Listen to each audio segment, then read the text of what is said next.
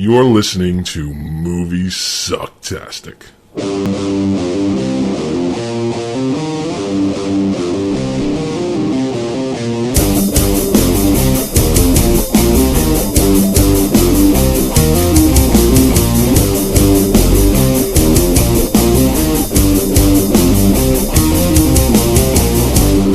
We're not getting out of here alive.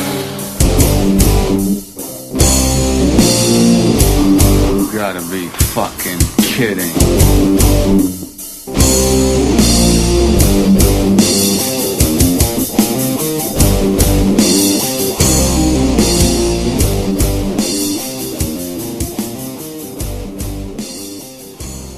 Thanks for joining us for another Moviesucktastic, episode 5, Halloween edition. This one, we're going to talk nothing but horror films. So how do you want to start this?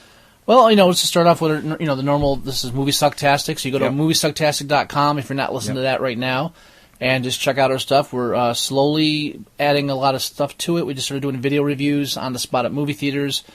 We're trying to do more video stuff as well. We've upgraded our microphone. Oh, yes. No longer is it propped up with books and videotapes with the cord out of a cardboard tube. I won't have to amplify 10 times and noise removal 17 times. Right, so with this episode, we've effectively quadrupled the technological output of the show. Yeah, absolutely. It's the difference between Tron and Willow. How about that? Okay. That'll bother you for hours. Yeah, long after you're gone. Yeah. So, but the idea of this episode was just do a Halloween special and just concentrate on horror films. Yep. And take a more casual, laid-back approach. Just kind of train of thought, stream of thought, see where everything goes. My train's derailing already. No, it's fine. That's fine. But last night we started off our whole Halloween thing by upholding a tradition of ours. Yep. We went to see the weekend opening of Saw 6. Yeah, we only broke the tradition a little bit by not seeing the midnight show on Thursday. Well, honestly, the midnight showing has only been a tradition for 2 years. No, we've been doing that since 4. Right, but we saw 3 together. So I say so 4 is 4 and 5. Oh, yeah, you're right. We saw 4 and 5 midnight showings. That's right. Basically, when episode 3 came out, I keep calling them episodes because it feels like episodes. It does. Well, and the storyline does continue through. It really plays more like an episodic show than it does individual movies. Although I can't see myself sitting down and watching, a 12-hour Saw movie. I can. Nah, I did. I watched them all before I went to see Saw 6. You did tell me that. Yes, I did. I just don't have that kind of time. Loved every moment of it. I bet you did. But Saw 3. We went to see it at a mall theater. Doing 5 minutes into the film, I'm trying to watch Donnie Wahlberg break his ankle apart with a piece of a toilet. And not only do we have a line of 8 or 10 kids in the seats in front of us talking and on their cell phones and texting all this stuff, but literally one kid comes over and kneels in front of me to talk to his friend sitting in front of me. And I kind of blacked out. I don't remember what I said, but I know I pushed a couple of them. And I know I barked to Joey that we were moving now. Yeah. Well, see, there's this thing that I know there was a string of profanities. My favorite kind of string, by the way. There's a thing that always happens when we end up going to the theater with Scott. We've kind of narrowed it down to that. It's Scott's fault. This aura just follows him everywhere. We'll go to a movie. Yeah, and we'll go to a movie, and it doesn't matter what the film is. We're always going to get someone bringing in a baby in a carriage, or someone leaning over to talk to someone in front of you, or someone next to you just can't stop talking through the film. It's inevitable. And everything he just said now is not exaggeration. Those are actual events. No, Baby in a Carriage was Iron Man, and the Matrix stories I will tell at another time, because that was...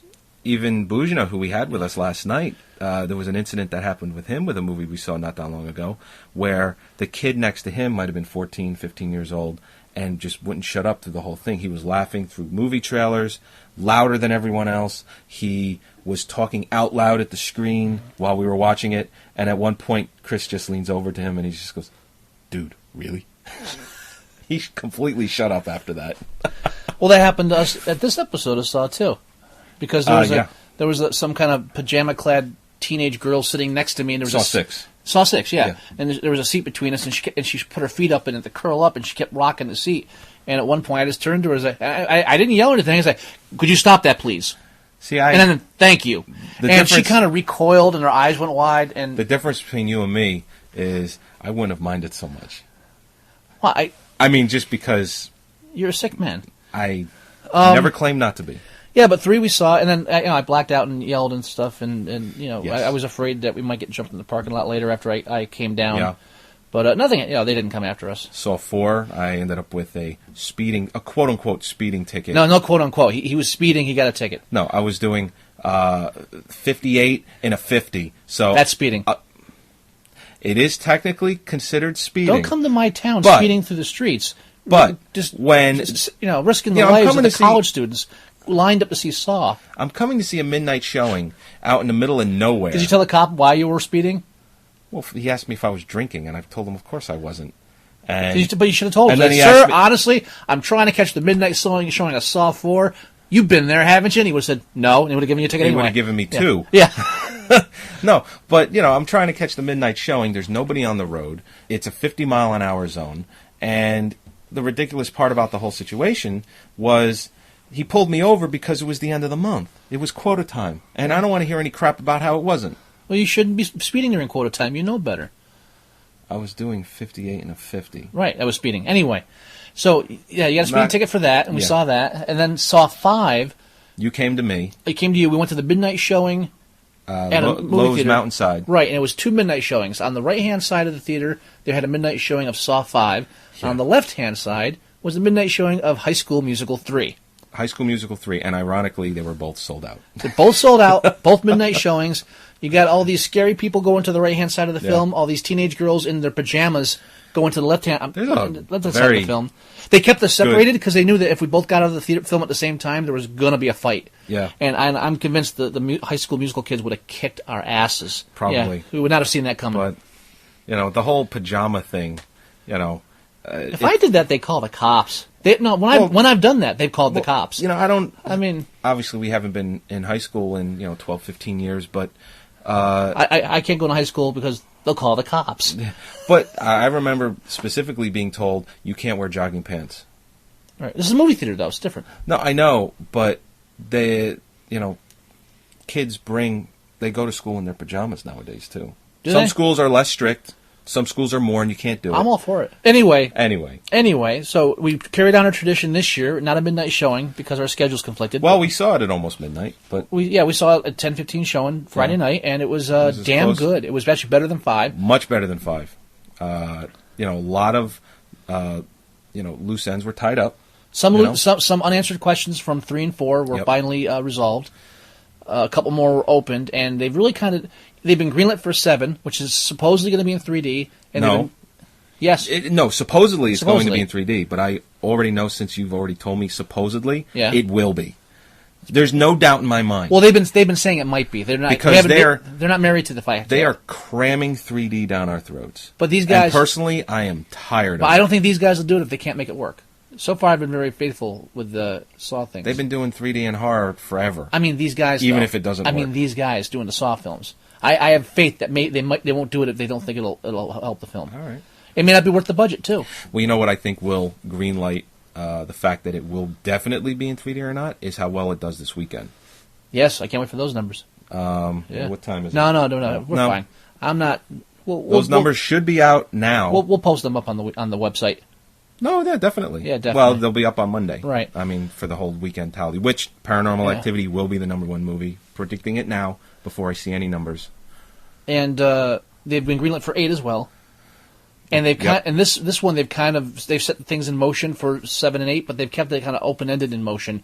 They didn't give us a big cliffhanger as much as a what could happen now kind of ending. So it's good. Right. Anybody who felt kind of lackluster disappointment over 5 like I did, which I enjoyed it, but it felt like they were setting up for a big finale, and then all of a sudden they've given up on the idea of a big finale. Right. So they're not holding back anymore. They're saying, all right, let's just go for broke. So this one does not feel like they're holding back. And if you watch the news or current events and you're into the whole healthcare and mortgage debate thing, you're going to love this one. Oh, yeah. These guys... Seriously. And it opens really strong, too. It just suckers you in. This is the first Saw that actually be specifically topical with its, I think, to such a degree. The other films have had semi-top. Everything's been like very vague. It's all about criminals and good bad cops and moral judgments. This one took the whole moral judgment thing and really ripped the headlines out. And I haven't read any reviews on it or anything. It's like a Law and Order. This episode was inspired by previous events.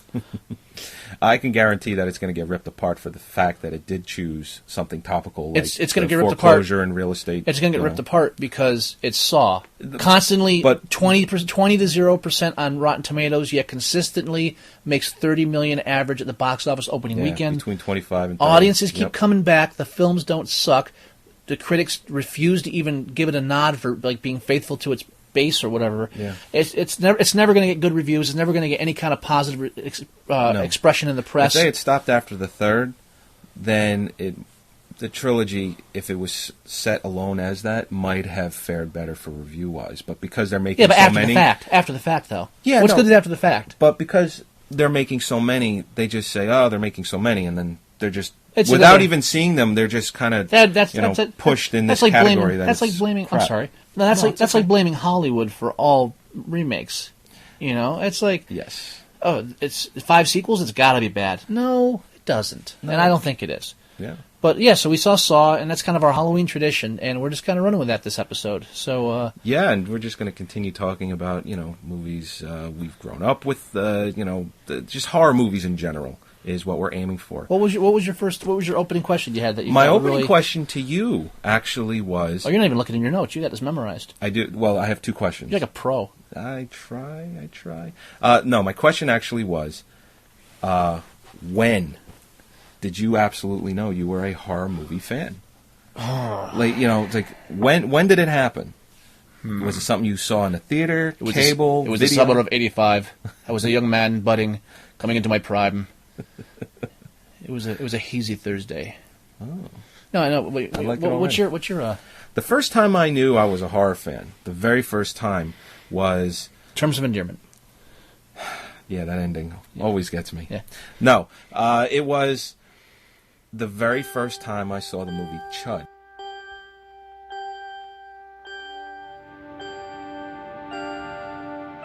Beneath the city of New York are living catacombs, an endless maze of subterranean tunnels, unfit for anything human, unauthorized for anything experimental. Hold it! There's something moving up ahead in the tunnel! And unlikely to bring anyone down there. So, they're coming up. C.H.U.D.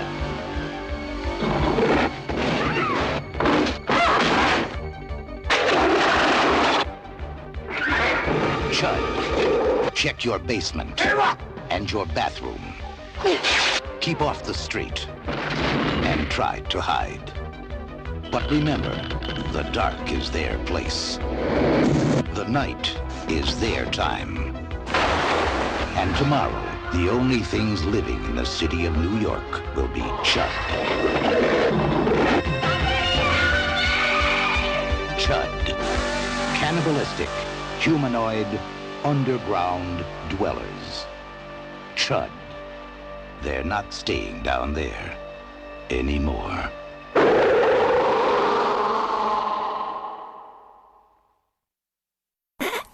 I knew you were going to giggle. I knew you were going to laugh at me. You know what I remember of C.H.U.D., literally? The name? The only recollections I have of that film as a whole is the fact that even as a kid, I recognized that the film was in the theater for a week and a half. Yeah. And all I remember is an exploding manhole cover and cannibalistic humanoid underground dwellers. There you go. I saw that on HBO when I was probably... When did that come out? That came out in 84, I believe. I don't think so. 83, 84. No, I'm kidding. Of course you're right. Between 83 and 84. Maybe 82. I'm not 100% sure on that one. But anyway, I saw it on HBO, and it was the first time I had ever seen anything horrific like that. I mean, I was only 7, 8 years old, and my father's in the living room, and it's on. And my father, he kind of hates that crap, but he left it on for some reason. I don't know, maybe like Daniel Stern. I don't know. Uh-huh. But it's on, and my first memory, or the first scene I ever saw in that movie, was the manhole cover moving over, and then one of the CH.U.Ds like coming out from under, and from that point on, I just remembered it didn't like really scare me all that much, but I just thought that was the coolest thing ever, and I saw that the name of it was C.H.U.D, and I'm like, and then I found out what it stood for, and I was like, this is cool, you know, and that's when I knew I was a horror fan. Now, it's not a great movie to start with, but, you know, I think I've built on that somewhat. You know, I think the true horror fans are the ones that don't start with a good film. Yeah. You hear all these people, the first film I ever saw was Dracula. I was in a theater, I was 5. A tear came to my eye as Lugosi walked down the stairs. I knew then and there that horror... That's crap. No one starts off with perfection, and I don't even consider Dracula perfection. No. But no one starts off with the perfect films. Oh, after Amityville Horror, I was like, no, that's just the first famous one that everyone loves that you remember. That's not, you know, no one's first film is great. Right. You know, we all grow up I mean, watching if I told crap. you the first movie I ever saw and loved and I became a horror fan was The Thing, you know, that would be like, wow, that's one of the best horror films ever made. Yeah. You know, I mean, not that it wouldn't be believable, but And I also, you shouldn't start at the top. I also think it's less impressive. Yeah. No, I agree. It's less impressive.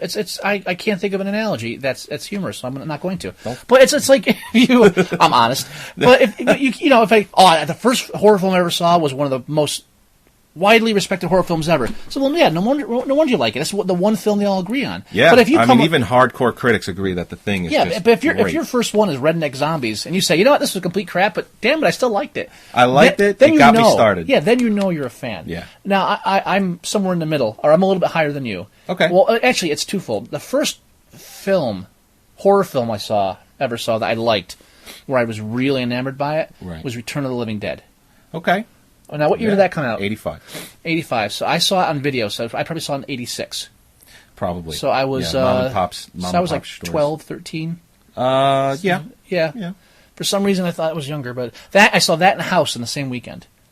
Oh, then it was definitely 86 because House came out in 86. Right. So I saw both of them on video on the same weekend, and I loved it. And I don't think I'd ever really seen horror films or been scared to that extent. Between the two of them, House was your typical family-friendly horror film, but it had some good scares in it, and it was fun. And at the same time, Return of the Living Dead was so... It was camp, too, House, you know? Oh, yeah, it well, did not have camp. It had a bit of the camp. I don't think there was any camp. Yeah, come on. How do you define camp? Is like over the top. House wasn't really over the top. It was humorous. You think House 2 was camp. really camp. That's camp. You know. But Return of the Living Dead was the first one I saw where it was just disturbing and dark and not a happy ending. It was very real. And for some reason, I kept going back to that film. Yeah. I couldn't get I would watch it over and over again, and not just because of the nude scene with Linnea Quigley. It's a great movie. Yeah. I mean, you're right. It's not at the top, but it is still a great movie. Right. Definitely. So, I mean, it's at the top of my list of zombie films. Definitely the top 5. Oh, well, yeah. Yeah. But so that's when I think back, that's when I started liking horror films really a lot. Right. But I think when I realized I was a horror film was when I went by myself to see Hellraiser in the theaters opening weekend. You saw that by yourself? In a theater. It's one of the few times I've ever seen a film. I've only seen 2 films by myself in a theater ever. Wow. What year were you born again? You were born Hellraiser 73, right? I'm finishing a thought, sir. No, Hellraiser. Just get out of the way. Hellraiser was the first film I ever saw in the theater by myself, and the only other time was when I was on vacation in North Carolina by myself, and I saw Mission Impossible, the first one with Tom Cruise. Yes, 96. Okay. Yeah, though they didn't make any other movies of that. That's based on a TV show. So it would be Tom Cruise. No, They never made one without Tom Cruise. Okay. But the first one, yeah. Yeah, 96. And that was one of those films when I realized I hated audiences too. Yeah. Because I'm by myself walking out, so I'm not talking to anybody, so I'm just hearing other conversations around me. And if you've seen Mission Impossible, it's not only very predictable, it's very easy to follow. And hearing the discussions between people, I don't understand. What was the knock list? What was that about the phones at the end? I don't get it. And this is what, and I think it clicked then. It's like this is the audience that they're catering to when they make films stupid. Well, you know what, too? I mean, not that I'm defending the audience for what was with the phones. It's like, well, cell phones were kind of new in 96, maybe like 5-6 years old. But the film, not 250 million people out of 300 million people in our country have one. You know, back then you might have had like 2% of the country that had a cell phone. But the film really explained. Yes. Yeah. No, I understand that. Yeah, but I think when I went to see... I mean, I was a horror fan up to that point. I was really getting into horror. But just going to see Hellraiser opening weekend by myself and watching it in the theater, I think it kind of clicks there where it's like, I'm here for the blood. That would have made you about 14 years old by yourself, right? Because it came out in 87. You were born in 73. Mm-hmm. So that would put you at 14. I think there's a couple of years gap between those two events. I'm not sure. Yeah, okay. But that's I think it clicked then. It's like, I'm here for the long run because I've just come by myself to a shitty theater to watch this film. Yeah. You know? I've only done that once. It's not horror related, right. So I won't even... And then, by the way, when Hellraiser 2 came out, I dragged a party of 5 people to go see it. He said, you got to see this with me. And then spent the rest of the night apologizing immensely for dragging them to see Hellraiser 2. I said, honest, guys, the first one was great. I wasn't one of those people. No, it was with the older gang at Metropolis Comics. I wasn't one of those people. Yeah, so I don't hold it against you. That was not good. I think it was the first time I angered people with my decision in a film. Not the last, though. No, not far from the last. Yeah. Yeah, but then from then on, that's when I started getting into trading movies and then doing the bootlegs and getting like the Video Search in Miami tapes and trading online. You were the first person in our group to own a Laserdisc player. Yes, I was. Yeah, and that was back when you actually get online for the first time and talk to people in the Midwest, and you say, "Oh, I just got this Laserdisc, of this movie." I said, what's a Laserdisc? Laserdisc never caught on. I don't know why. I don't know what the marketing problem was, but only what was it? 1.5% of the country owned a Laserdisc player. It wasn't overly expensive either because I owned one. I was a teenager. A base player was $2.99. I remember that. Of course, when it was first initialized in the late 70s, a player was $2,000 to $3,000, as is anything. Right. First DVD players were the same price. Blu-ray players, same thing. But when it finally kind of warmed up to the industry, you could buy a Laserdisc player for like $300, $250, And it was like not crap players either. It was a Pioneers. They were pretty much the ones that made all of them. But then you had other companies like Panasonic did a couple, things of that nature. Mm-hmm. But and movies, you didn't have to go and spend $35, $40, $50 on a movie. You could go to your mom and pop stores. There was a place in New York City that still exists, that still sells old Laserdisc, which is called Kim's Video. Oh, yeah, Kim's. Yeah. In St. Mark's. 99% of my Laserdisc collection came from there, and I paid not more than $10 or $12 for a movie. I remember walking the streets of New York with my Kim's Video shopping bag as a badge of honors. I just bought movies at Kim's. That's right. That's right. The first time...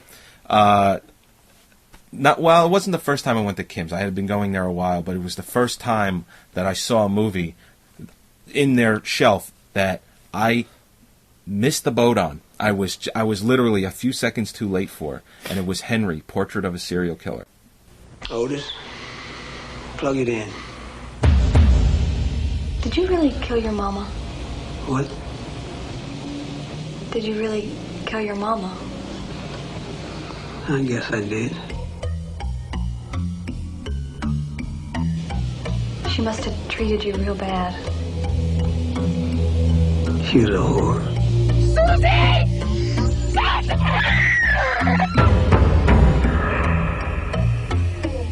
You used to dance naked? Sure, all the time around town. Otis. Best little naked dancer you ever saw. You never.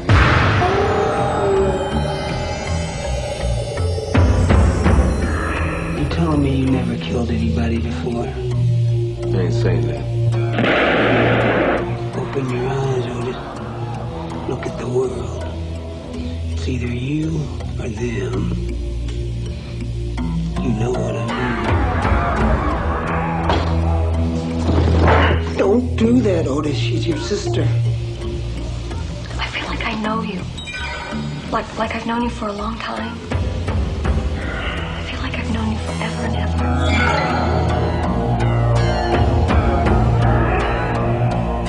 It's like the blood droppings from a deer you've shot.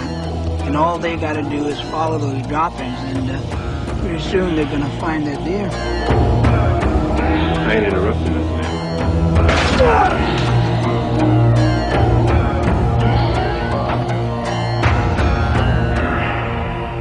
What do you do? I want to see it again.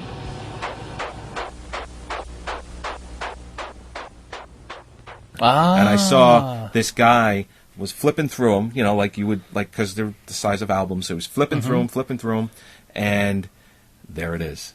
And I was like, please, you don't want this one. You don't know what this one's about. And first thing is, his eyes lit up. He took it out, walked directly to the counter, and I'm like, there's not going to be a second one. There's not going to be a second. Damn, that would have been a good. And I think it was cheap too. I think it was like $8 or $9. It wasn't even one of the more expensive ones. I wouldn't mind owning that now just to own it. You know, to frame that on the wall. Henry, Portrait of a Serial Killer, really a very instrumental horror film as far as the MPAA goes, and the whole battle for ratings with films. Wasn't it the first one to have an MC-17 rating? No, I think it went unrated. That's the one that they because that was the big argument for NC-17. Yeah. Because the whole argument was the whole X is when you label X, the papers won't run it. So we need a new rating so the papers will run it. And of course, what happens is they give them NC-17, and now papers won't run NC-17. Yeah. So that didn't help anybody. Even to this day, NC-17. I mean, when a movie gets it, you know, it's not as shocking as today. X. So, some papers will run NC-17 now, but it's still really suicide when it comes to advertising. Yeah, I mean, if you're a director, you don't want that rating because it feels like it's just instant death for your film. Yeah, if you don't know much about MPAA stuff, you want to learn more, there's a great documentary called This Film Is Not Yet Rated. Yes. Highly recommend it. Yeah. It is just amazing. I think it's also a Netflix streaming, too. So if you have that and an Xbox or just the Netflix box that you can stream with, I think you can get it instantly. Yeah, that film, there's a lot of misinformation out there about the MPAA, and that film really covers a lot of it up, and it's entertaining, too. Yeah, I wish they delved a little bit more into more films that that got it. You know, they didn't go into like the film horror. I don't even think they mentioned Henry in that. They don't mention Henry in there, and that was the big thing because I remember I was going to go see it. Right. I ended up not seeing it because I had a biology lab that day and I couldn't miss it. I had to dissect a frog that day. Oh, sorry to hear that. Yeah, so a couple of friends of mine were going that Wednesday to see it at a theater in the city because it was only playing in 3 theaters that would play the NC-17 films. Yeah, no. You had to make a special trip to go see it. You had New York and L.A. for that stuff, and that was it. Right. So that was a big deal. So when it finally came out on video, it was a huge hit on video because no one got a chance to see it. It was word of mouth. Yeah. And that was a film where the MPAA had said, there's nothing you can do to cut this film. Cut all the violence out of it, we're still giving it an NC-17, giving it an RX because it's just that disturbing. Disturbingly brutal. And if you don't know about the story, it's about Henry Lee Lucas. Well, it's loosely based on. It's not actually him, but it's no. But it is. It's basically the closest. It's called Henry, so it's probably still the closest you'll ever get to getting a real look at a serial killer. Yeah, which sounds kind of hammy and cheesy to say, considering how much television shows are dedicated in CSI and stuff now. But they're still very. Yeah. What's the word? Sensationalized, kind of glitzy versions. And Henry's the first one that really brought it down to a real basic, where it's not even entertaining. You're right. He's no Hannibal Lecter. I killed my mama. Well, what was interesting, Henry Lee Lucas, if anyone's read any like real true crime on him, he was an amazing liar. He would say things like, I murdered 300 people. And then he would kind of say under his breath, it was more like 100. I think he would do things like that. I think when it comes and they did that in the movie too. Oh yeah, Well, it even made it delusional too. Because that one scene where he's telling how he killed his mother. Exactly. And then at the end, he's like, I took a knife and I stabbed her because she had done this, and my father, and it keeps going on. And he's like, yeah, that's why I shot her. Right. And the girl's like, I thought you said you stabbed her. Oh yeah. No, it was a baseball bat. No, it was a bat. Yeah. Oh yeah, that's right. Right. It's just like the kind of distant recollections. Yeah, the whole life is just a walking dream at that point. Yeah. And also, I got to figure once you get to the point where you're decapitating prostitutes and disposing of their corpses in suitcases, lying is not that big of a deal. No. It's just, should I tell a fib? Yeah. It makes the story sound good. Yeah. Well, he had that whole thing where his partner in crime, Otis, had confessed to the killing of Adam Walsh. That's right. Right, and then they later found out that it was bull. Well, John Walsh is still convinced he did it. No, they found the murderer. When?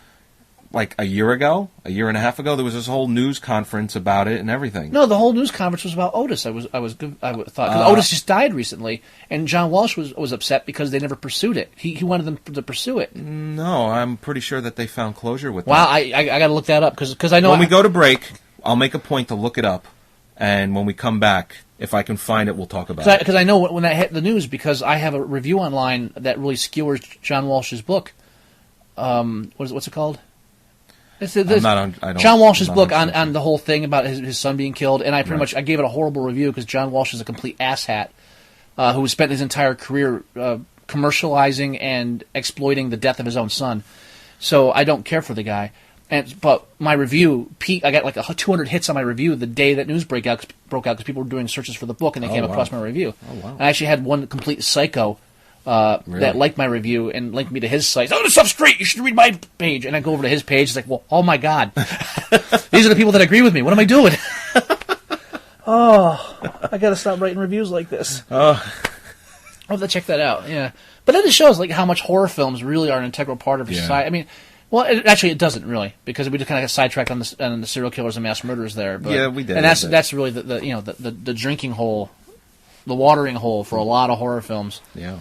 Yeah, but yeah, that's really where our horror love began, I guess. I think so. I mean, definitely for me. Now, you find when I look back, the horror icons that I worshipped as a child, I now hate. Or at least strongly dislike. Yeah, and it's not their fault. Yes, it is. No, well, the horror icons have just been twisted, you know, in such a way that you don't care anymore. No. I'm sorry. There's a confusion here. Okay, you're thinking of like characters. I'm talking about filmmakers.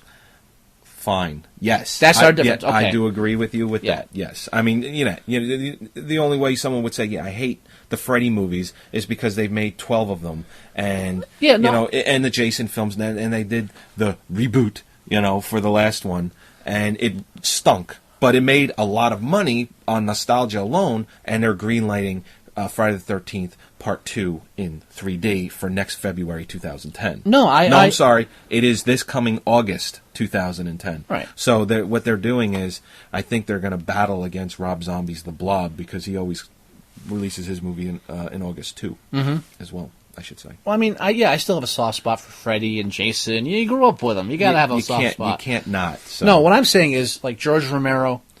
Hack. Dario Argento. Became a hack. No, he was always... Dario Argento is a brilliant director. When he doesn't write his own stuff. And a hack screenwriter, correct. Yeah. You know who's in his new one? Well, his last... You did mention it to me, and I can never remember. I told you the name was Giallo. Giallo. But guess who's starring in it?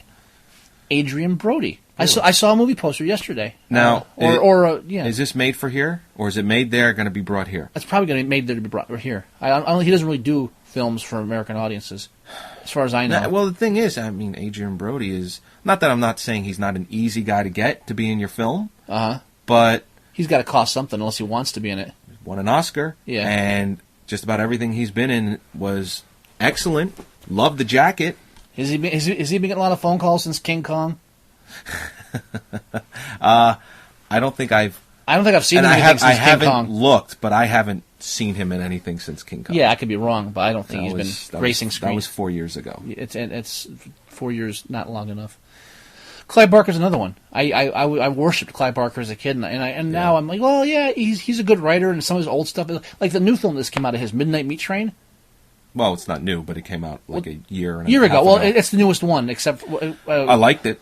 I liked it. Well, it was based on his short story. It's based on one of his first short stories. We're talking Books of Blood 1, 2, and 3. Right. I forget which one. I think he was like executive producer or producer on it, but yeah, But I mean, his name was attached. I remember flipping out for like Rawhead Rex when I finally got that on video. And give me a one of the first movies I ever saw on Sci-Fi Channel when I finally got it. Give me a pagan god that rises from the dead, masturbates at like a priest's walls, and then gets bludgeoned to death by a phallic symbol. That's a fun movie.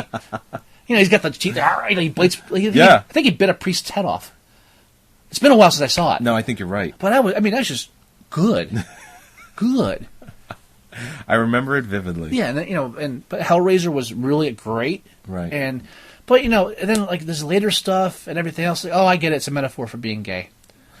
Most of it. I'd rather just have a gay film than a metaphor horror gay film, really. I'll watch. Sure. Yeah, I just... Don't hide it. Just do it. Just give me the gay horror film. Well, the problem is it probably wouldn't test well, and... Why not? No, I think gay stuff tests very well right now. No, no. I'm just saying, if you hide it, it'll test better. If you, I don't know. Because a lot of people won't get the metaphor. I'm just tired of watching for it. I do, and I'm just tired of watching reading everything he does, watching everything he does, and go, oh, I get it. It's a metaphor for liking guys or women, or what? But he's gay, not lesbian, yes. So he usually takes that angle. Yeah. Don't be hating. Yeah, actually, that's kind of ironic too, because last night we did a panel. A speaking panel at the Paramus Library, along with Robert Schneck, author of *The President's Vampire*. Very good book. Which I highly recommend. You can get on Amazon. Let's put a link to that on Moviesucktastic. Sure. I'll give you an Amazon link for that. Okay. Like Monday or Tuesday. That's fine. So we'll get that up. So go to Moviesucktastic.com once you hear this, and there's a link for Robert Schneck's books, *The President's Vampire*, for purchase on Amazon, and that he's currently in negotiations to get part of that made into a film. Wow, I didn't know that. Yeah, he's currently he's trying to get that done. They're interested in buying the rights from him. Very cool. Yeah, it's very cool, and he's got a lot of stuff on his. Vampire is the hot topic right now. So, well, it's not the one. I think the part they want isn't the vampire part. Oh, really? Because the book's a collection of historical accounts of like Forteana and bizarre, right, supernatural events too. So I think it's something else that's a bit more supernatural. And I think now that Paranormal Activity's taken off, yeah, he's probably in a great negotiation deal right now. So all the best to him. He's a lot on his plate right now. He's working on a new book. But check out President's Vampire when you do that. But we were on a panel with him last and night. Joey and I introducing Fright Night for a crowd of 24 people. Yeah, and it was a pretty decent crowd. Yeah. There was enough people there. It was a fun event. The video will be up soon. We spent a half an hour talking with questions given by, what's his name? Matthew Mitchell. Matthew Mitchell, great presenter there, great questions. Yep.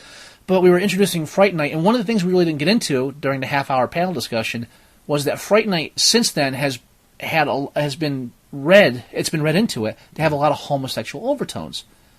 Oh yeah. Right, and considering that at least two of the cast members were gay, Roddy McDowell and Marcy Darcy from Amanda Bierce. Amanda Bierce, yeah, right. Who's now a very prominent spokesperson for gay and lesbians. Yeah, very active in that role. Yep, and great as Marcy on Married to Children. She even directed a bunch of those episodes. Yes, she did. The end of the show's life. That was like her pretty much her career at that point. Yeah.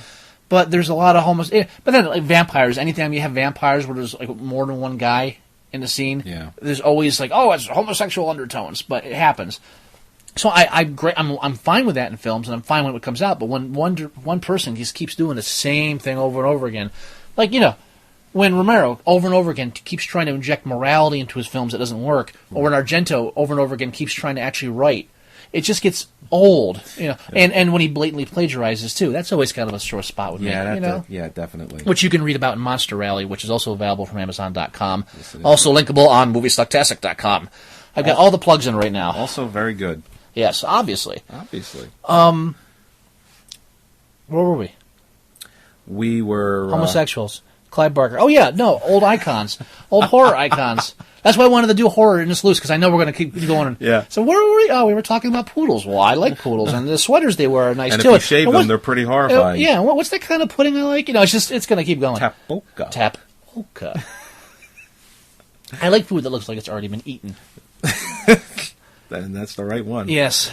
But anyway, horror icons, you were saying. No, I just find it funny that okay. I find it funny when I look back at all the kind of filmmakers, and even some of the films I loved as a kid, and I go back now and say, what was I thinking?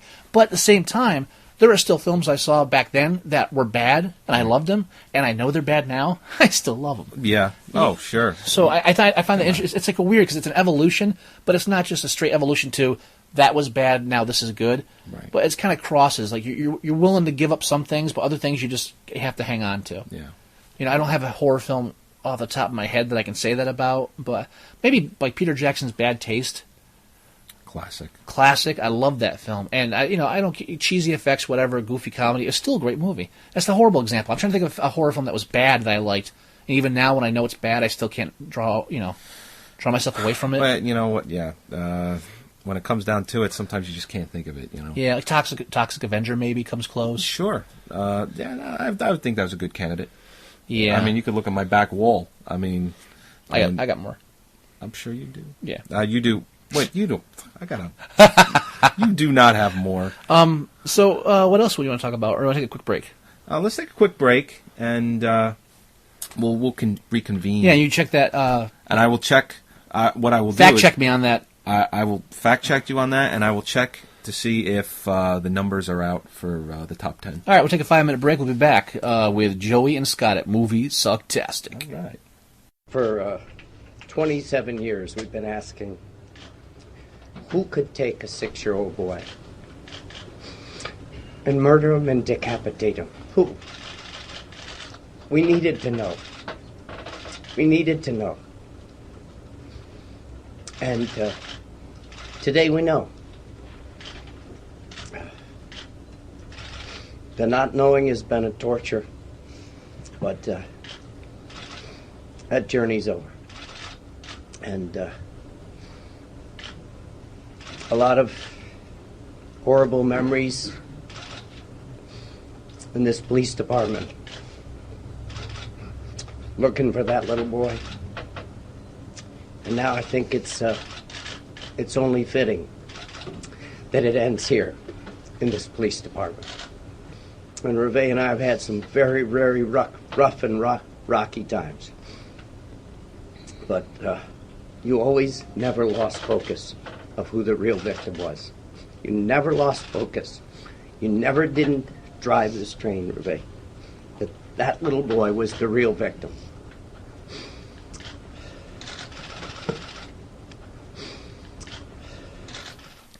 And we're back. That was a pleasant and well-rested break. Yep.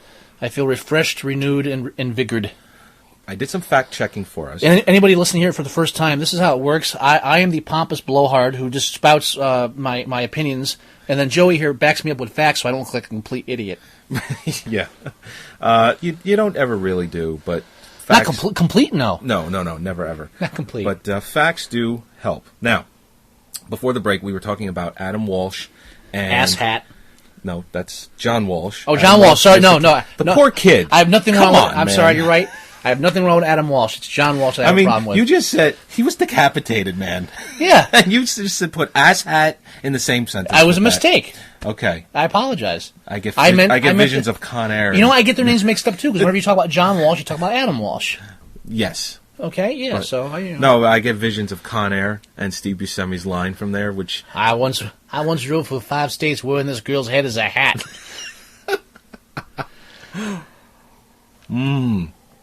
Anyway. Dude, you just done made friends with Cyrus the Virus.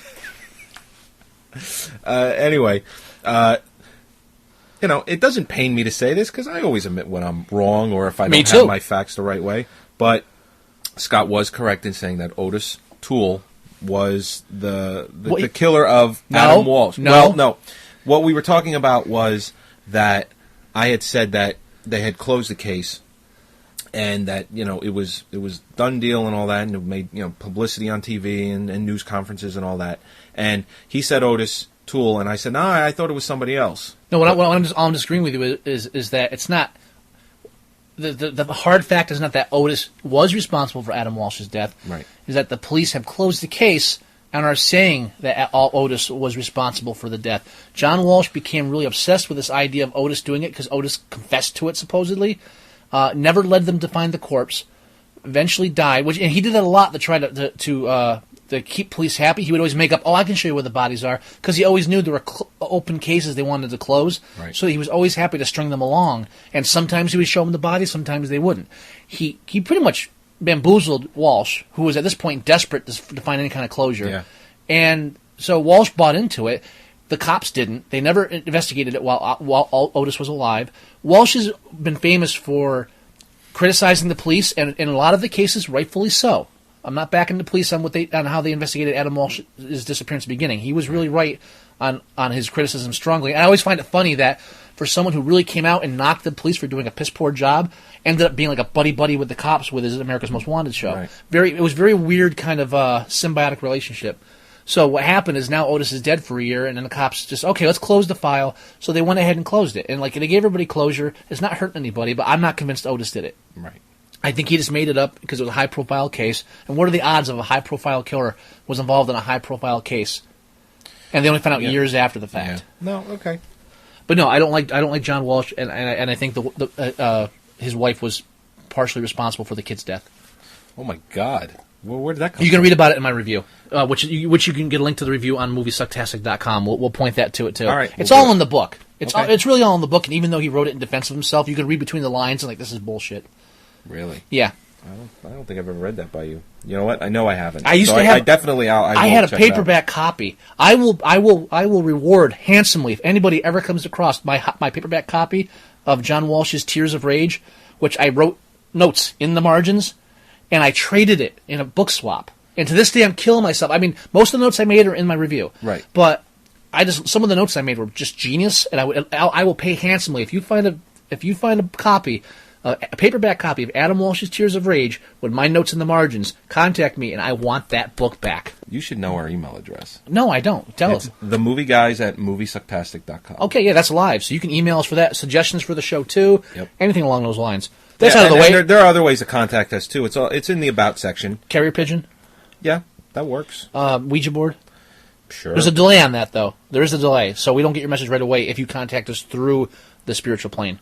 Yeah, no, but we will get them at some point. And sometimes it's backwards, though. It's hard. Yeah. So you just got the weekend estimates, didn't you? I just got the weekend estimates. My usual source, boxofficemojo.com, did not have them. I had to go somewhere else. So someone else is going to get a plug for this, and that's boxoffice.com.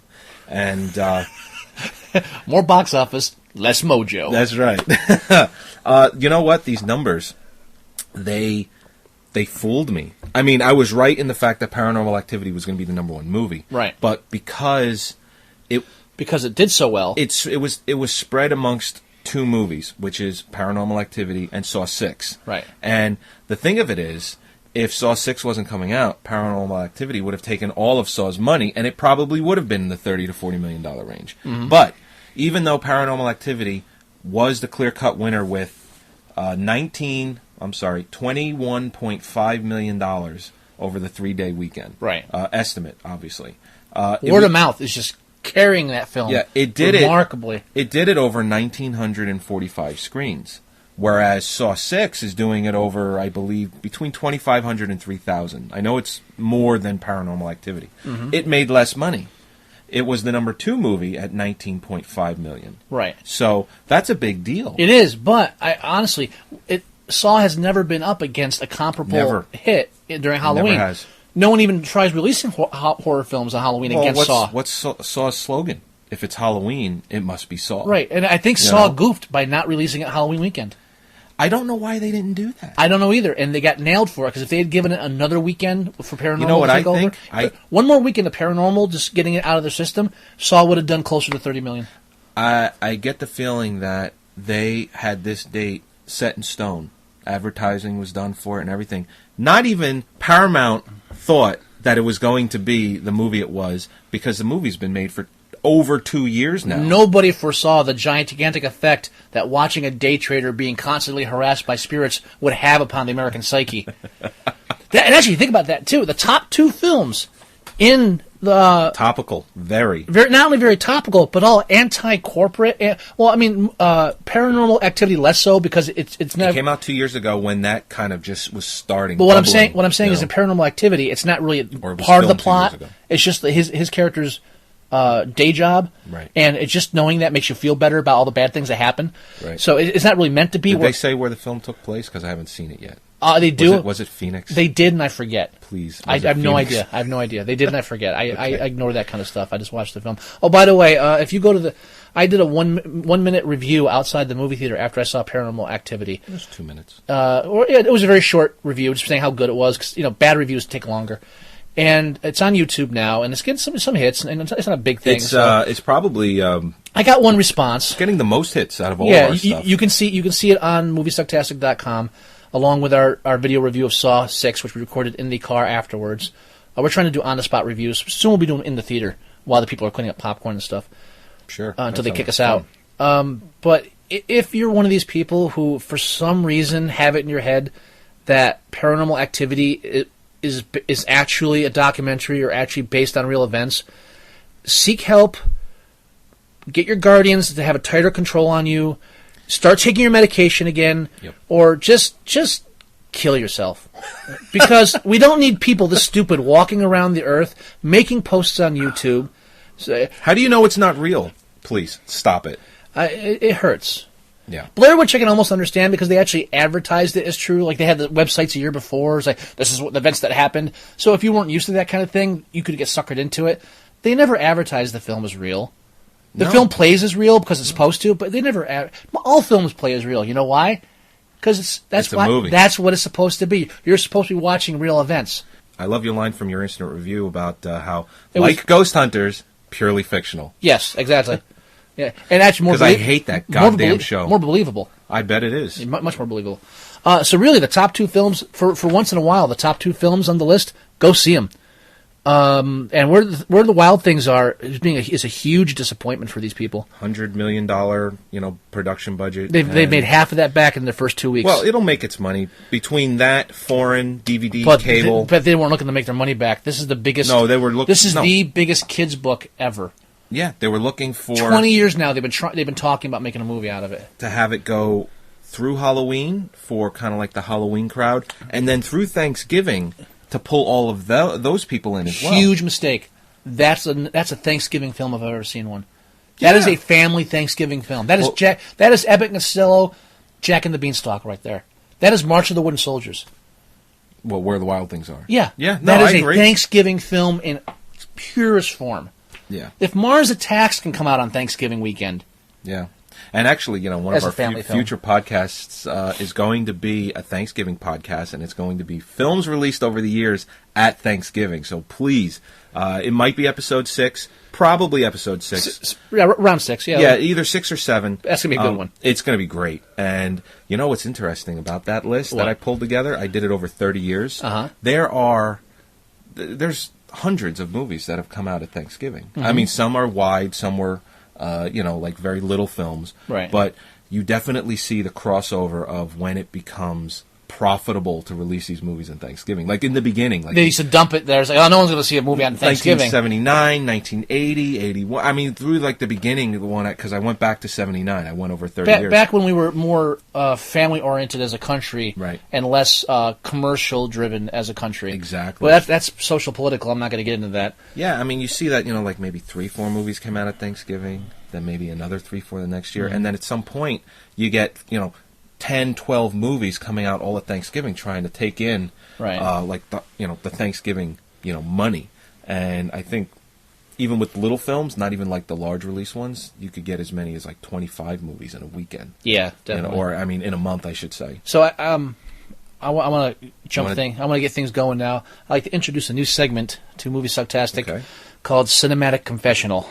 Repent, and thou shalt be saved. So, welcome to the first installment of Cinematic Confessional. This is where Joey or myself will confess a great sin we have perpetrated against ourselves or the movie-going public as a whole. This is time for bearing souls. I'm starting this off with something I don't think I've ever admitted to anybody. Really? Anybody. Whoa, this is going to be good. Start licking your chops. You know what? Yeah. I can't wait for this. I'm Scott, and this is my first confessional. Okay. It's been, I've never confessed before. This is my first cinematic confessional. I hope you beg forgiveness. And, back in 1990, I was, what was I, 16, 17, a young strapping lad, old enough for urges, but young enough not to rent porn.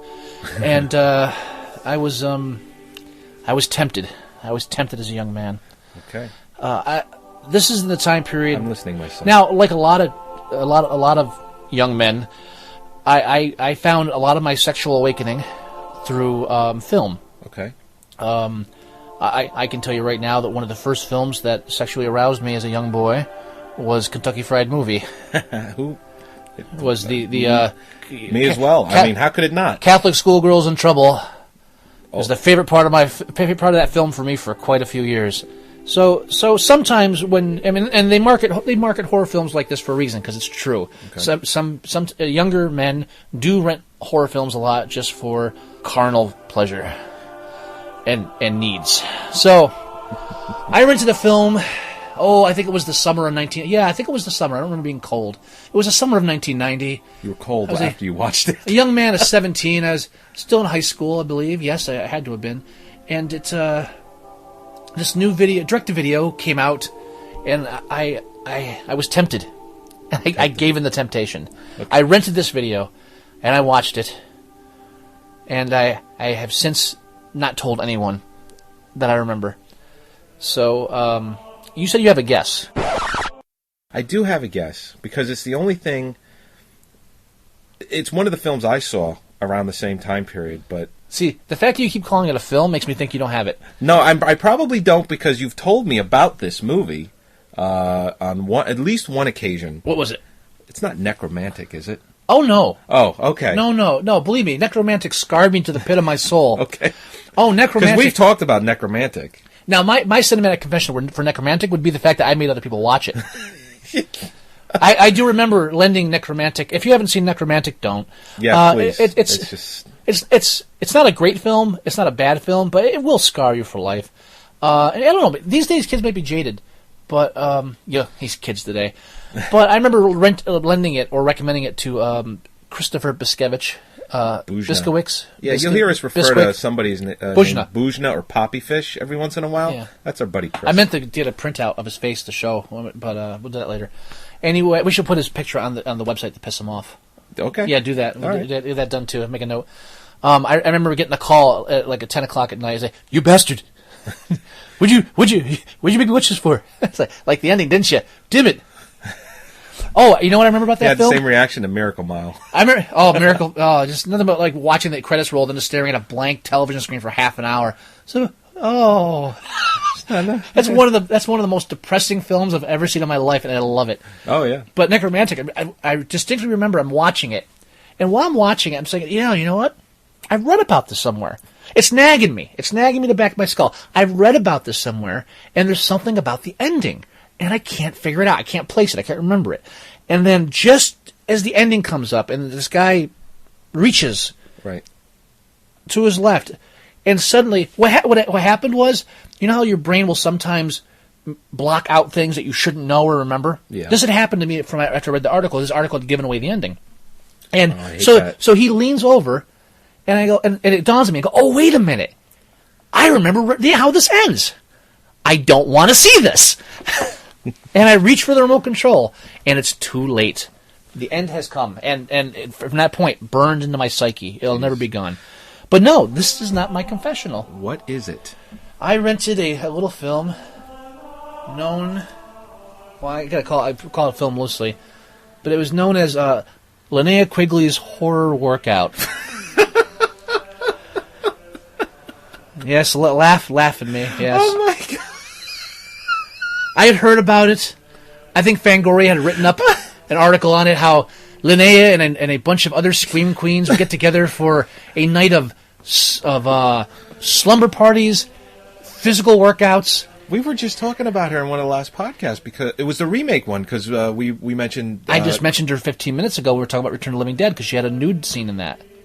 Right, and yeah, she was also in Night of the Demons, and we were talking about how they were doing the remake for that, which has been pushed.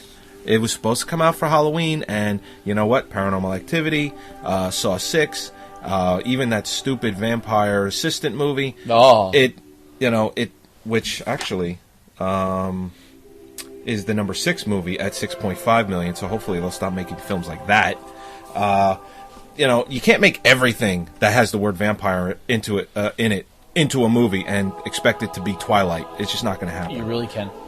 Well, they can try. Yeah, they can try. But when they get numbers like 6.5 million for its entire weekend, not even for the Friday take, yeah, you know what? They're going to think twice about making The Vampire's Assistant, again, or part 2. Now, Linnea Quigley's Horror Workout was written and directed by Kenneth J. Hall. So is this like a movie with a workout in it? I've never seen this. He's directed 4 other films: Evil Spawn, It's all crap.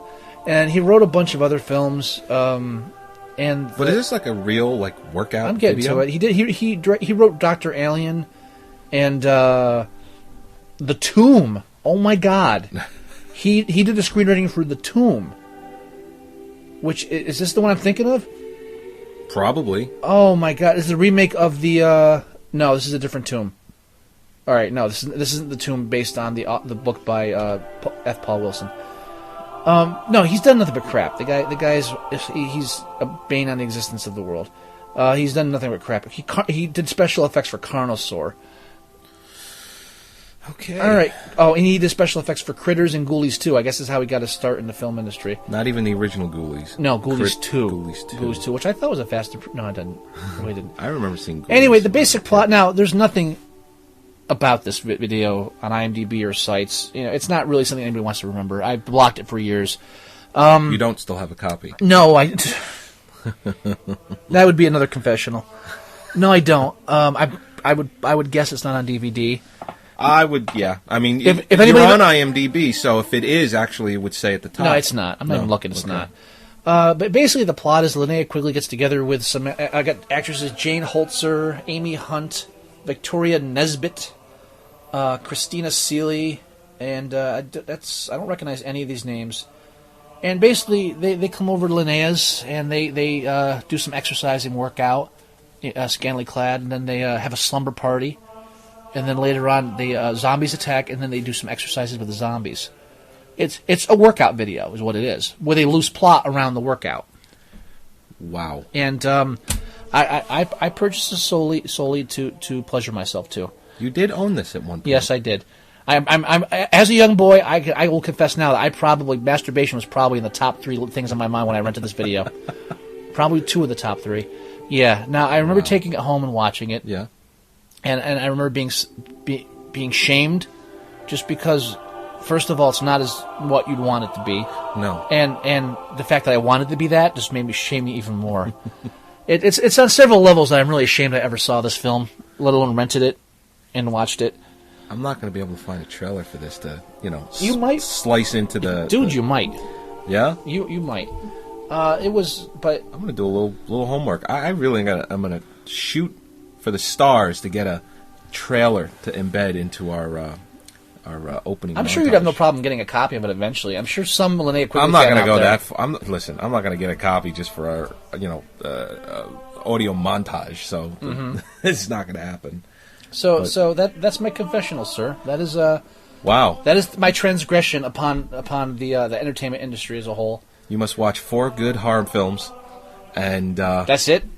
4 good horror films? That's a pleasure, though. I thought it was supposed to be a punishment. No, you're repenting. Yeah, but I thought repenting was supposed to be a hard process. It's not fun to say Hail Marys, is it? No. That's okay. I know where you're going with it. All right. That's fine. I'm not going. I'm not. Only where I'm going is with pure shame on this. Okay. Yeah. Watch.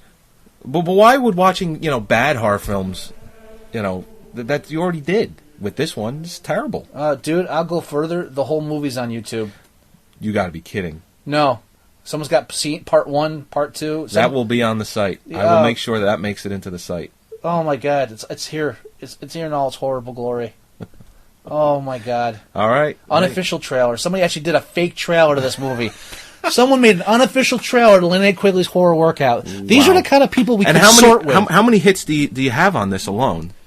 Oh, not 245 hits of that, nothing. A couple quick things here. Linnea Quigley did marry for a couple of years to a special effects artist by the name of I just had it here. Well, I mean, how could she not? Of Steve Johnson. Well, indirect contact with them all the time. When you got guys that are like pasting prosthetics to your breasts all day, you grow an attachment, I guess. He actually did work with her on Night of the Demon. Really? And he also did special effects on Fright Night, which brings us full circle. Wow. Yes.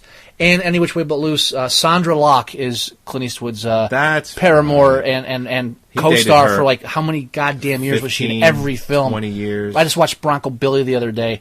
And she's in it. And then she's in The Gauntlet, and she's in like at least a couple of Dirty Harrys, and is she in Tightrope? There were, you know what? I think she was in just about every. At the end, right? Yeah, she was in just about every movie except for the last Dirty Harry movie, which came out in 1988, finally which was kicked her to the curb. Or... the Deadpool. I think that's when he stopped seeing her. What else we got as far as horror films? Or do you want to take a quick break after this confessional? Let's take a quick break. And I'm going to go take a cold shower. Yeah, that sounds good. All right. Together? It'll save time. Yeah, it will. All right. Right back. How do you stay in shape? Well, I eat right, I get plenty of sleep, and most important, exercise.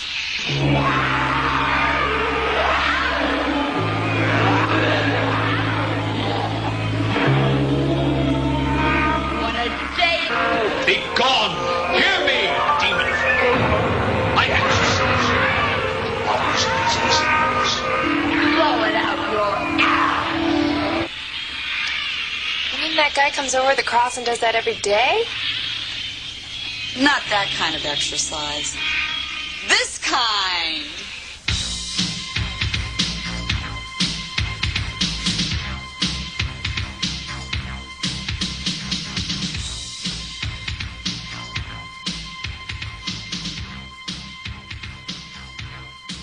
We're now back with Moviesucktastic horror film theme.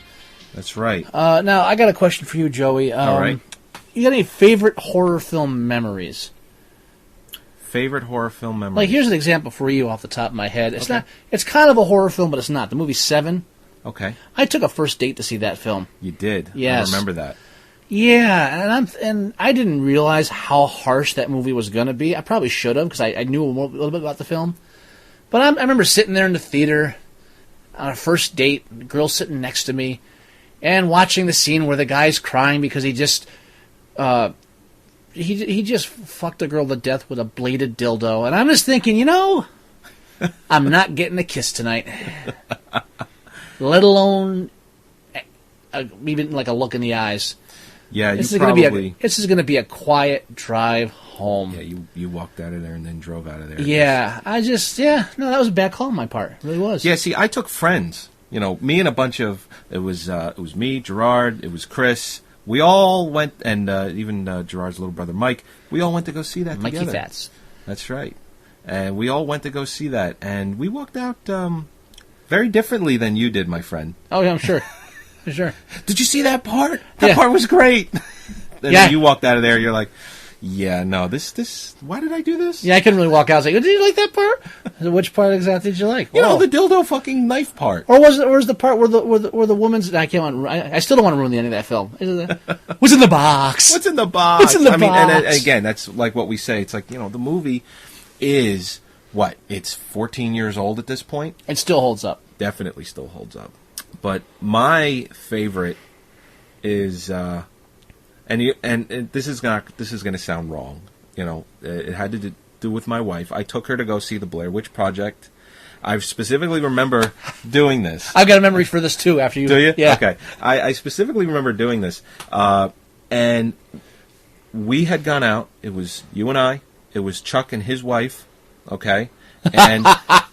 I specifically remember going to Pizzeria Uno first, and you guys trying to talk me into seeing the Blair Witch. Right. And I specifically remember this because my wife was in Italy for a 2-week vacation. Before she was your wife? Yes, before she was my then girlfriend. Right. Right. And just very much like the reason why we didn't talk about Paranormal Activity at length is because she wants to see it with me. And I had an opportunity to go see it, and I had to decline because she wants to see it with me. So, same thing with the Blair Witch. I got almost talked into seeing Blair Witch without her, and then either telling her I saw it or lying and saying, no, I didn't see it, and then seeing it with her like it was the first time. So, I was very good about it. We went to go see the South Park movie instead. Still very enjoyable, but my favorite memory of that is we watched the movie. It came out in 98. The first year we started dating. Or, no, I'm sorry, it came out in 99. It was still the first year we started dating. And the end of the movie, burst into tears at the end. It was so traumatic to her. That is a great ending. But when the scene happens, at the end of that movie happens, and I'm sitting there and I'm kind of, because I enjoyed the Blair Witch Project. Me too. You know, and I'm just nodding my head. I'm like, that's pretty good. And then I just hear, in the, like, and I'm like, what the hell is that? And I look over, and it's, oh my God, it was so scary. And she's just crying, bawling her eyes out because of how horrified she was at the end of that film. The tension, the build-up to the end of that movie made my wife cry. Your girlfriend. My girlfriend at the time. And she made me take her to see it. It wasn't where you took, your date. She asked me to take her, and not... Whereas I was like, I think this is a good idea to see. Right. And not, like, cause the scene, but basically said, you can't see that movie without me. We have to see it together. Right. And I said, all right, I love you, I will. And then it made her cry. So that's my favorite. I have a problem with film breaks. I get a lot of them when I go to the theater. Okay. So we're watching Blair Witch, and we hit this point in the film. If you ever watch the film, there's a point near the end where it's just the two of them left, and they're kind of losing their minds and rocking back. It's a real quiet. It's a real quiet part before the nighttime climax. Yes. And the last shot before it goes to the nighttime climax is a sky shot of like the sun with the trees coming through it. It's a very still shot. It's a very serene, sedate shot. So we're sitting. The theater's quiet. We're watching this. And again, this film's very unusual. So you're not what to expect. Hold on, I'm going somewhere with this. The film's got a very unique feel to it. So they could do anything right now, and you'd kind of roll with it. So all of a sudden, there's real quiet. They're muttering themselves. They're kind of like pacing in the woods. The camera shows the sky and the trees. Film goes off. Lights come on, and all we hear is the monkeys. Cheer up, sleepy G. Oh, what can it mean? And so everybody's looking around. It's like, is that the end of the film?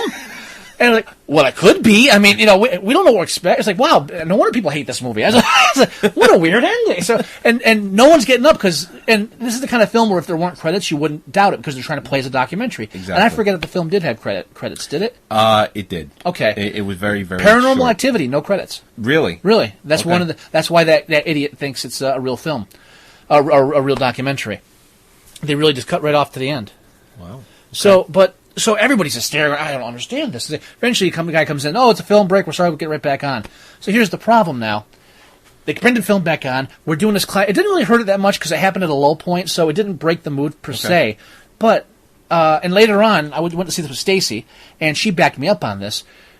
We're watching the film. We're watching going through the woods. They're hearing the voice of their friend. They're trying to find him. Tension's building, and in the back of my head, Daydream Believer, that's what I need. It's like, I can't get Daydream Believer out of my head.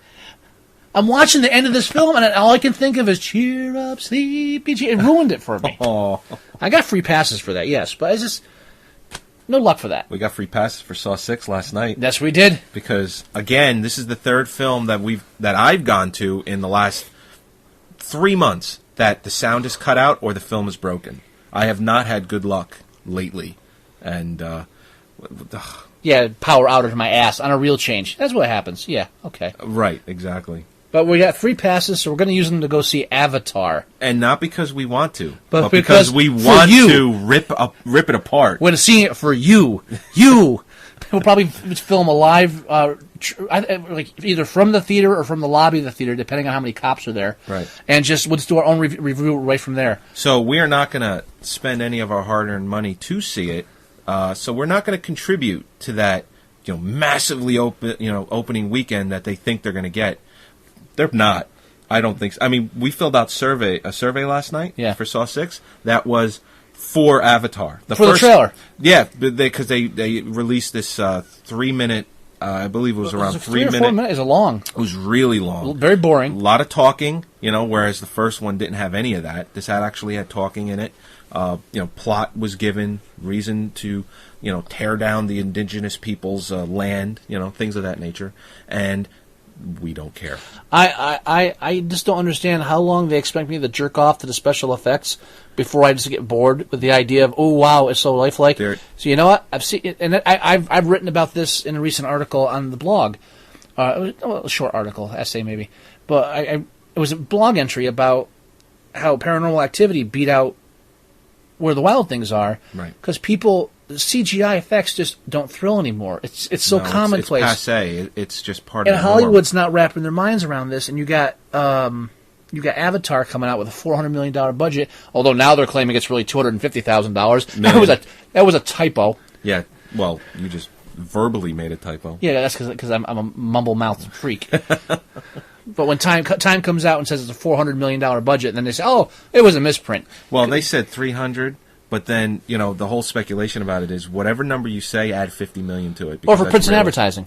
Exactly. That's right. So, yeah, they said it was going to be over $300 million plus was their exact quote, so everyone is speculating, well, that means it's $350, $375. I guarantee you they're spending like $75 million on advertising. They're going to do that. They're going to spend a ton extra just because they're making it 3D, which Cameron has already been quoted as saying that every movie he makes from now on, regardless of whether there's 12 years in between them, will be 3D. And that's a good goal, James. I like that. His whole excuse is the reason why he hasn't been making movies is he's been perfecting his 3D technology so that it's like, you know what? Why don't you make some movies without 3D while that technology is waiting to be perfected? I think he's building a time machine. He's a lazy hack. No, James Cameron is building a time machine. And his eventual goal is to go back, and I think history will prove out that it is James Cameron himself who sunk the Titanic, specifically so he would have something to do for the past 15 years. So I think we'll find that. Truth will tell. Time will tell eventually. I think some of the records will finally come up, and it'll have his skull in it. It was like a kamikaze effort just to make sure his past self would have a meaning in life. I like the theory. It'll prove out. All right, that's cool. I also have a theory about the JFK assassination. Oh, really? But I'm not going to tell it yet because I'll disappear. Yeah, if you know who killed JFK, don't go blabbing about it on a podcast. You keep it to yourself until the right time. Yeah. If an envelope comes to you, addressed to you, covered in dust, it was like I dropped that in the mailbox while fleeing the country of the Uruguay. I'll meet you there. Yeah. You know the name to look me up under. I do. But the whole thing, Avatar's coming out on the 18th. I don't care, and we're the movie guys. Don't worry, we'll suffer for you. We'll be there. Well, we're not going to pay one red cent to see it. We should even interview people outside the theater. I got my digital we voice should recorder. Do it. We'll see what they think of it. We need who a knows? little. We might go in and be completely surprised. You never know. We need to rig up a little cardboard box around it, like a Channel 2 News, except it says Moviesucktastic. That'd be cool. How did you like the film? And we'll ignore everybody that liked it. I thought this movie was pure shit. Yeah.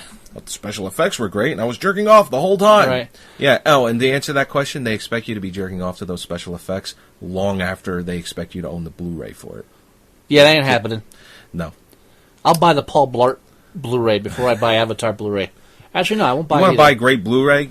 Get the Watchmen Ultimate Edition coming out in December. And it's weird is they keep doing this stuff where it's with this big epic, and they're cranking all the money in this epic, and it's no matter what they do, it's going to be a failure. And the critics aren't going to fall for this. No. One of the few times I'll actually agree with critics. And all they have to do is look back and go, "Wow, how much did Paranormal make?" So, well, yeah, on how many theaters? Yeah, how much that cost us? Well, it cost us anything. It cost us $11,000. Oh yeah, the wrap party for Avatar cost more than that damn movie. Catering for any movie is in excess of exactly. Paul Blart minuscule is what the Paul Blart Mall Cop. How much money did that make? Oh, that was really the Hangover. Yeah. No one saw that coming. That movie made $200 million. $200 million plus. Gee. I think it was $240 actually in that range. And the sequel is slated for. That's part of. The 18 sequels that will be coming out in 2010, which we will talk about in a later podcast, but that is coming out, I think, July 2010 or something like that. Maybe June. But, yeah, I mean, it's not going to... No, I don't think enough people are going to care. And the fact that they had a survey just for Avatar last night, during a Saw movie, it's not even the right demographic, but the fact that they had... The fact that they had an Avatar survey is kind of scary because I think they're getting worried because the budget is so huge. And they should be. It's a week before Christmas. The Lovely Bones comes out a week after, which I don't think is going to matter. I think they should Avatar and feather his ass and get him out of Dodge. That's right, I went there. You did. Yeah. I don't know. There's this gray area. You just don't know until it's actually happens. It's not going to be one of those... opening weekends where it's you're going to see like Dark Knight money or Transformers 2 money, where it's like 150 million opening weekend, 147 million. It's probably going to have the biggest screen opening ever. I'll guarantee you, they're going to squeeze it every screen they can. They're going to kind of have to for the money it's costing. That's what I'm saying. You know, and the largest screen opening ever, I believe, is the Dark Knight with 4,400 and change screens, or theaters, I should say. They're going to try to squeeze it everywhere. And again, they're going to have to if they're going to have any real chance of making any of its money back for real. You know who I blame? Other than James Cameron? Jurassic Park. The first one? Yeah. Yeah, because you're right. Because the whole speculation about Jurassic Park was it was in the most theaters, on the most screens. It cost the most money, and they were like, "This is the first movie that's going to make $50 million its opening weekend," and it did. Right. You know, it had all of this hype around it, and it lived up to the hype. And it lived. At least it was also. I don't care for the film, but it lived up to the hype as far as its performance. Yeah. And yes. I liked it. I know you didn't. Yeah. I still like it. But, you know, it was one of those movies that it did live up to the hype. But it was also a summer film. It came out in June. Yeah. You know? Avatar should be coming out in the summer. He'd have a much better shot at this film if it was released in the summer. I think it should be released in January. You want to talk about January? No, I don't. But... you know, it's just one of those things where I think it will fall on its face. I think you're right. I think we're right that it will fall on its face. And it may teach James Cameron a lesson, maybe for the better. Who knows? This movie might be great. We don't know yet. But the fact... No. You never know. No, I do. I know. You know? I know. We've seen the trailer. It sucks. But we've also seen trailers for other movies that we've come away saying it sucked, and then watched the film and said, you know what, the trailer was not. Oh, Drag Me to Hell. Perfect example. Horrible representation. But you know what the difference Absolutely. is? What? Drag Me to Hell Cost $30 million. No, the difference is District 9 cost $30 million. You know, Drag Me to Hell. They didn't deliver the tone right. They advertised it as a kind of film I don't like, and it turned out to be not. There's no way they were reaching for the teenagers. No, the trailers... In the trailer, they were reaching for... It's PG-13. You can come see this. No. The trailers were not reaching for teenagers. If the trailers reached for teenagers, they would have shown some of that Sam Raimi magic that was in that film. They were playing it like a haunting in Connecticut. They go back and watch the trailers. I don't know if they played it straight. You know, imprint in my brain. There was nothing in that trailer to prepare you for the gypsy brawl. No. Or any of the scenes that happened afterwards. That's my point. You're absolutely right with that. This 4-minute trailer for Avatar, right? They've really painted out what the film is. Yeah. They painted out the moral story. There's a great line in the trailer where what's her name? Ripley. Oh, Sigourney Weaver. Sigourney Weaver is leaning over this guy that they're going to turn into one of these blue creatures, Smurfs. Yeah. And they're kind of a cross between Smurfs and Wookiees, I guess. Yeah, I just don't know where. I think James Cameron. It's like Last of the Mohicans, but with Smurfs. He ejaculated on something, mixed in some blue, food coloring, and then said, "You know what? That's what I'm going to make my." There's a lot of masturbation going on in this discussion. I don't know. It just seems to happen in every podcast. Remember that line? There's a line where she leans over and says, "Just close your eyes and let your mind go blank." I turned to Joy. He's like, "She's talking to the audience." You did. I think that might be a good idea. No, yeah. Maybe this is like maybe this is like film, like there's like subliminals in it. Maybe that's why he's been waiting so long. That's why it cost $350 million, because it'll like literally mind wash the audiences. Yeah, we can have like a Children of the Corn thing going on our hands. You just know it's going to be. I'll have to wear my like hypnosis-proof sunglasses. We go to see that. This movie's going to be 2.5-hour epic, director's cut. You sure? Just 2.5? King Kong was 3 hours, wasn't it? Well, let's put it this way. Felt like 5. King Kong didn't cost, $300 to $400 million. It cost a lot. It did, but it cost $3 to $4. Here's the difference. King Kong was right after Peter Jackson had done the Lord of the Rings films, so he still had that hype going for him. Okay. I think I read something along those lines in my article, A Giant Falls in Monster Rally. I think you did. Yes, where I kind of described how he came off of the Lord of the Rings and he had this epic mentality, so everything he made had to be an epic at this point. Oh, I saw a trailer for The Lovely Bones. You did? They showed it before Paranormal Activity. So that means it's available, which means I will put it on the site. I forget when they're showing it. I forget the release date. I'm sure it's December 25th. It's limited release, and then it will go wide sometime in January. January, yes. And by the looks of the trailer, yeah. Really? Yeah. Is this why it's been in post-production for over 2 years? I wouldn't doubt it. I think they had a problem. There's all this weird-ass... If you ever read the book, which I did, and I'm not proud, but I read it, and the last 3 chapters suck. It was a great book until the end. It was actually a touching story until the end, and then it turned into like a teen romance novel. But there's all these weird... There's like Her in Heaven, there's these special effects, these huge CGI sequences. Yeah, and that kind of gets into where we were even talking. the book didn't have this big special effects. Right, in the book, she's in before. heaven. Is like, oh, my favorite part of heaven is the tree and the gazebo. Like the little girl's got this like little simple idea of heaven, where she's like, this is like a field, a beautiful field.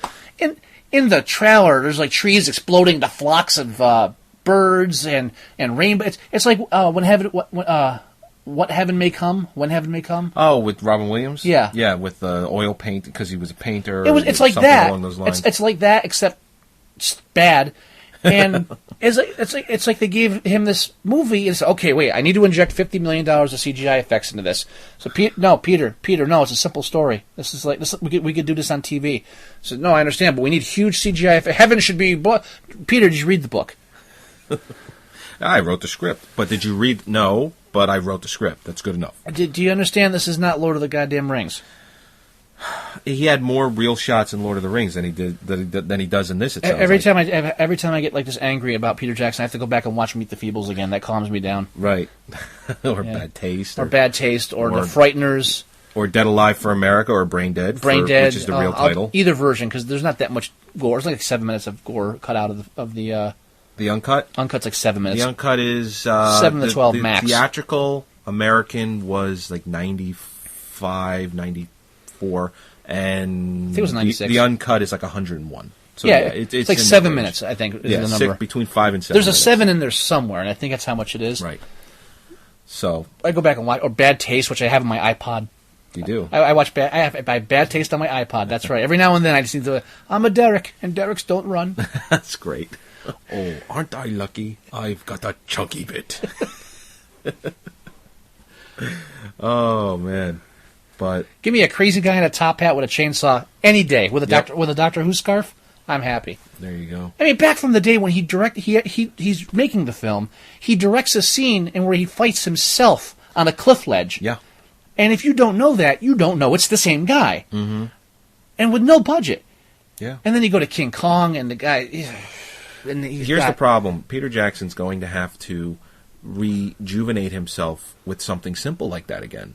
Because that's what Lovely Bones ain't going to cut it. I think you said that in a previous podcast. Lovely Bones is exactly... He's trying to recreate Heavenly Creatures. Heavenly Creatures. He didn't write it. He just directed it. Yep. And it's got fantasy sequences because it's about these 2 girls, and it's based on a true story. These New Zealand girls that plotted to kill the one girl's mother because they were going to separate them.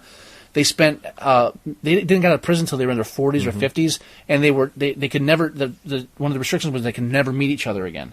Right. They were never allowed to have contact ever again. So it's about this relationship, and there's like there's a bit of lesbian overtones to it. Yeah. Not even overtones. They have scenes where they're actually together spooning. Yeah, or like other stuff.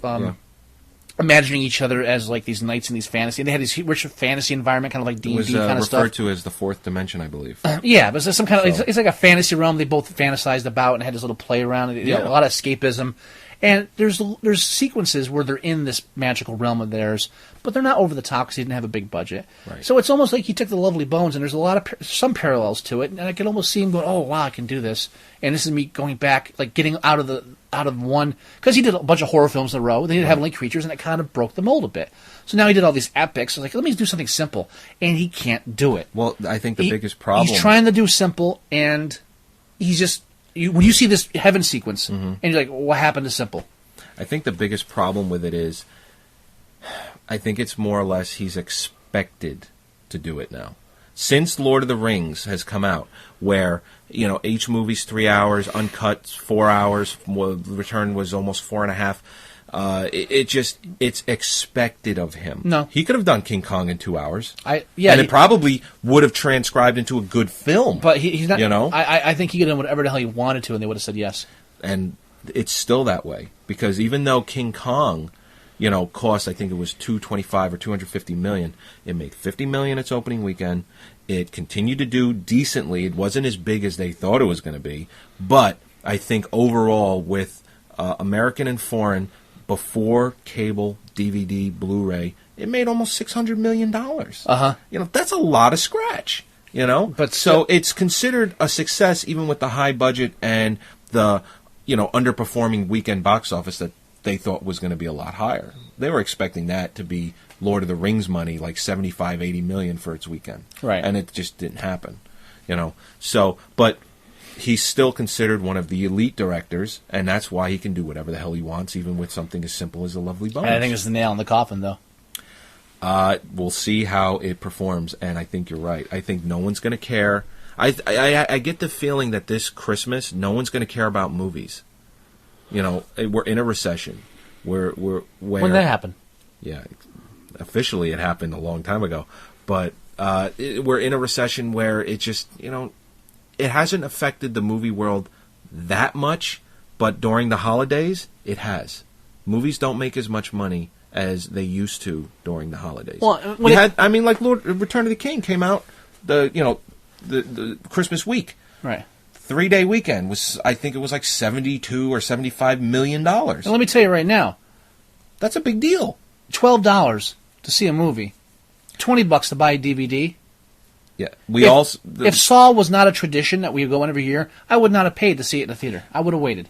No, guaranteed. And the only thing I can be in defense of the reason why we paid such an absorbent amount of money to see it is because it was at the goddamn mall. Right. And everything at the goddamn mall is expensive. If we had gone to theaters are expensive everywhere, though. No, but if we had gone to the local theater right here, well, it would have been $10 instead of $12. I'm talking about the walking distance from my house. How much is that one? I think it's like $7.50 or $8. Mm-hmm. If we had gone to the mega multiplex on in Mountainside right here, I think that one is like $9.50. I have not seen a movie in the city, either Philly or New York, and that's always more money. In ages. I don't even know how much it costs. And to you see know a what movie. I bet? I bet the city was probably the same price as what we paid last night. I bet the city is close. like $12. Close. I have no idea. I remember the city used to cost like $10 when I used to go, and that was back when you could get tickets for like $6. Yeah. I don't even want to guess how much it costs to see something at the Angelica now. I'll forget it. Or the Ritz in then Philly. We ended up is at it the Ritz in Philly? I think Philly's the Ritz. I know the Angelica's the one in the Village. Right. Okay, I saw a lot at the Angelica for a while. Then we ended up at the diner afterwards, and I think it cost $18 for a plate of the smallest gravy fries that we've ever had in our lives. For a plate of gravy fries. Gravy fries and soda, $18. The look on the angry man with the mustache's face when we sat at the table for an hour and a half and didn't order anything else. Right. Priceless. I mean, it just... What the hell is going on? It just seems like in a recession, everyone jacks the prices up for everything. But this is not the right podcast. But I think we ran out of steam on the movie thing. I think we've come full circle on it. I think we have. We ran a bit off topic on the horror scene, but we did cover a lot. We covered Avatar. We covered a lot. My cinematic confessional had to do with horror, and now I'm gonna have to go and rewatch it on YouTube. And I know he will. Yeah, I got to relive that memory. Now, if we're brave enough, maybe I'll put it on the site. You should at least put the unofficial trailer on the site. Okay. Definitely. All right. Yeah, you don't even call it Linnea Quigley's horror workout. Just call it like Scott's confessional. Yeah, just Scott's shame. Okay. The color of Scott's shame. That works. Yeah. I like it. But right, well, yeah. I think this is going to wrap it up. Yeah, this is episode 5 of the Moviesucktastic podcast. Halloween edition. Yeah, by all means, give us an email. Let us know what you thought.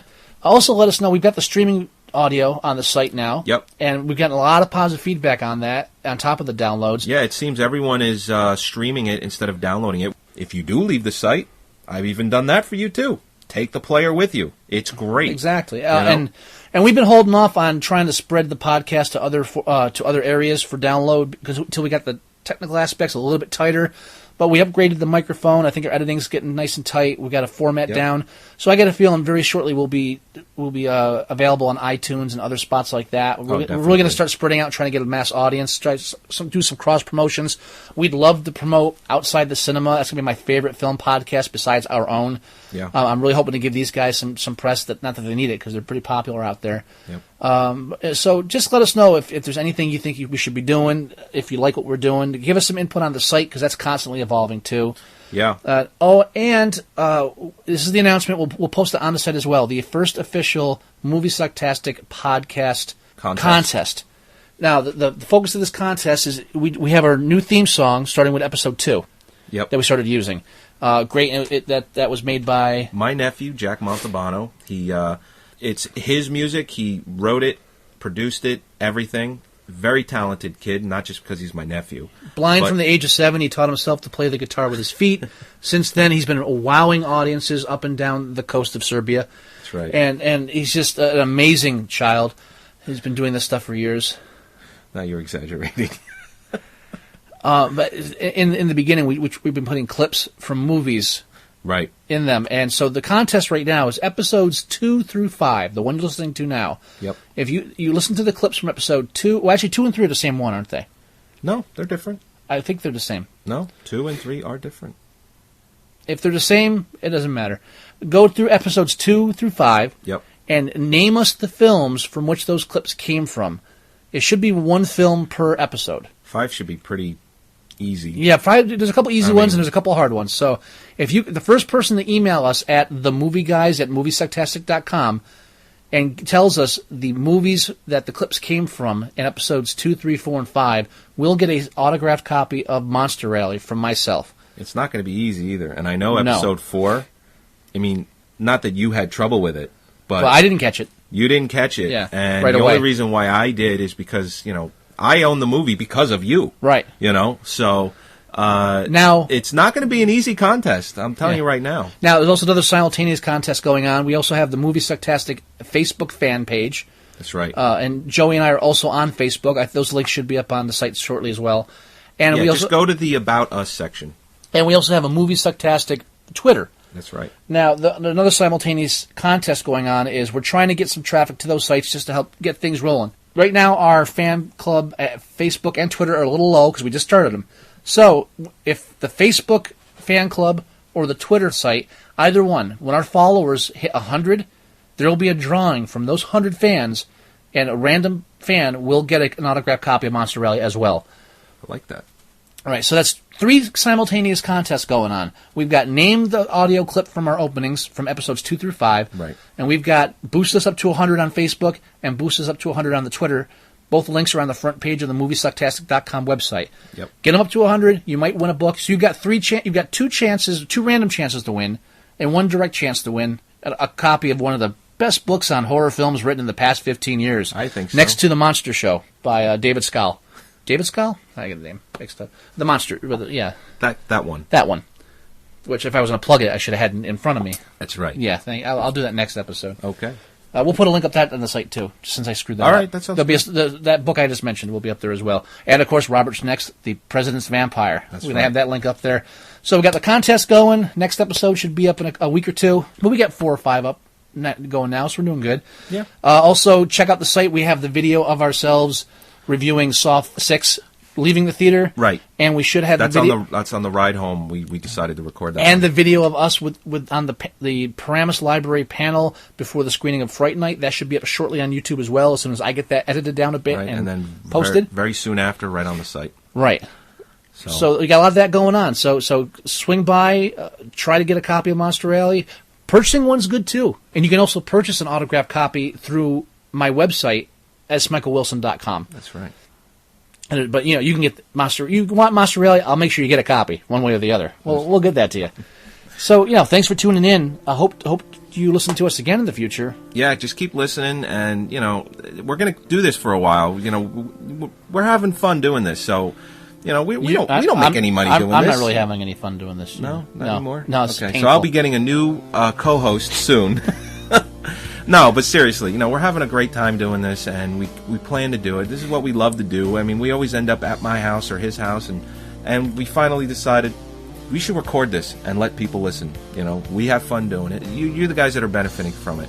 So, you know, we're not going anywhere. So well, I'm leaving shortly, but you will be back. So that's the end of it. And just remember, never trust a Russian dancer that smokes and can kick herself in the head. I have nothing else to add. There you go. Catch you later. All right.